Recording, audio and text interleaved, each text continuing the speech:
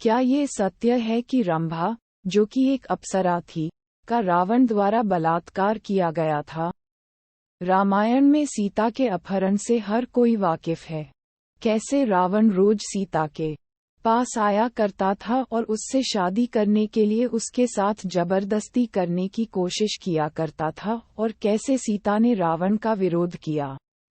कई लोग मानते हैं कि रावण को श्रेय देते हैं कि उसने सीता को बलपूर्वक प्राप्त करने की कोशिश नहीं की, लेकिन केवल उसे शानदार गहने और झिलमिलाते रेशमी कपड़ों के साथ प्रस्तुत करके उसकी मितव्ययिता को मात देने की कोशिश की। हालांकि कम ज्ञात सत्य ये है कि रावण श्रापित था। उसका श्राप ये था कि यदि वह कभी किसी महिला को उसकी सहमति के बिना छुएगा तो उसके सिर फट जाएंगे।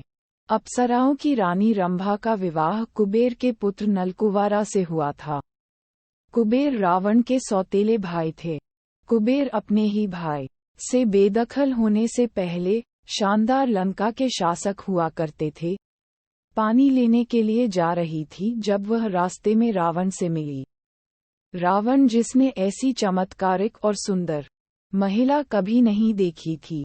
रावण ने रंभा को देखकर सोचा कि ऐसी सुंदर महिला तो मेरी होनी चाहिए। तो उन्होंने कहा, प्रिय महिला, आपका नाम क्या है? मैं रंभा, नलकुवारा की पत्नी हूँ। आप शायद मुझे नहीं जानते, लेकिन मैं जानती हूँ कि आप कौन हैं। आपका भाई कुबेर मेरे ससुर है। वह मेरे कोई भाई नहीं है, वह एक आधा दानव है, जो एक अपमान है। मैंने उसे अपने सभी परिजनों के साथ बाहर कर दिया, रावण ने कुछ घृणा के साथ कहा। रंभा ने कहा, कोई बात नहीं की। आप उसके बारे में कैसा महसूस करते हैं? वह अभी भी आपका भाई है, जो आपको मेरा ससुर बनाता है, रंभा ने घोषणा की, जैसा कि उसने रावण की प्रतिष्ठा के बारे में सुना था। ये सोचने के लिए आओ, मुझे विश्वास है कि मैंने सुना है कि मेरे भतीजे ने एक अप्सरा से शादी की थी, तो आपको उसका होना ही चाहिए। रावण की आंखें अप्सरा शब्द पर भड़कीं। अप्सरा से विवाह करना अबूझ है। आप एक नाचने वाली अप्सरा हैं, इंद्र का एक शिष्टाचार, और कुछ नहीं। मैंने आपके द्वारा ऋषियों को भेजे जाने के आपके कारनामों के बारे में सुना है, ताकि आप उन्हें लुभा सकें और उनका ध्यान बर्बाद कर सकें।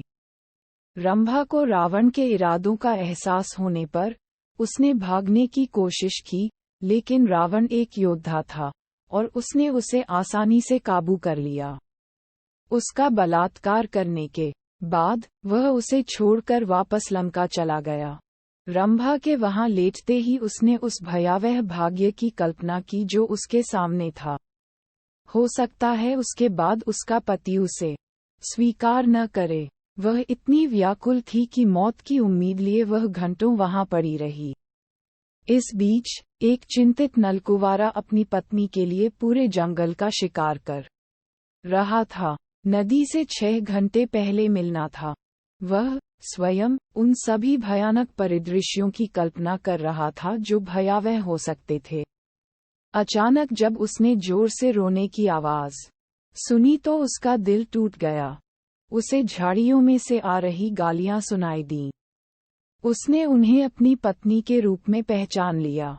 सावधानी से वह देखने के लिए गया और उसे फटे कपड़ों के साथ खूनी पाया। इससे पहले कि रंभा समझा पाती, उसने उसे अपनी बाहों में इकट्ठा कर लिया और उसे पकड़ लिया, क्योंकि उसने रावण द्वारा उसके साथ की गई कहानी का रोना रोया था। नलकुवारा ने अपने श्रेय के लिए अपनी पत्नी की निष्ठा पर बिल्कुल भी संदेह नहीं किया। वह उसे अपनी बाहों में भर के अपने घर ले गया। उसने उसे बिस्तर पर लिटा दिया और तुरंत रावण के दरबार में गया। रावण ने अपने भतीजे को नहीं पहचाना, क्योंकि उसने उसे पहले कभी नहीं देखा था, लेकिन युवक अभी तक गुस्से में दिख रहा था, इसलिए उसने पूछा, मैं आपकी कैसे मदद कर सकता हूँ? आपने पहले ही मेरी काफी मदद की है। आप एक गंदे, बूढ़े आदमी है, नलकुवारा ने कहा। रावण ने कहा, आप कहना क्या चाहते हैं, स्पष्ट कीजिए। आपने मेरी पत्नी को छुआ, नलकुवारा ने चिल्लाते हुए कहा।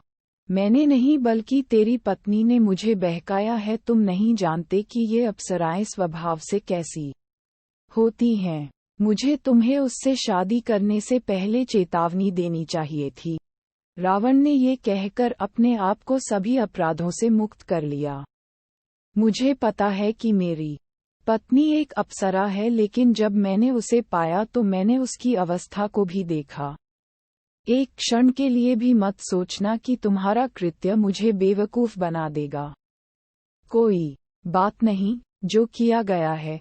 मैं तुम्हें चोट नहीं पहुंचा सकता, लेकिन मैं तुम्हें श्राप देता हूँ। पवित्र होकर मैं तुम्हें शाप देता हूँ कि यदि तुम कभी किसी अन्य स्त्री को उसकी सहमति के बिना स्पर्श करोगे तो तुम्हारे सिर फट जाएंगे और उसके टुकड़े टुकड़े हो जाएंगे। काश मैं आपको बता सकता कि आप कितनी भयानक और दर्दनाक मौत मरेंगे। उसके बाद नलकुवारा अपनी पत्नी को सहारा देने चला गया।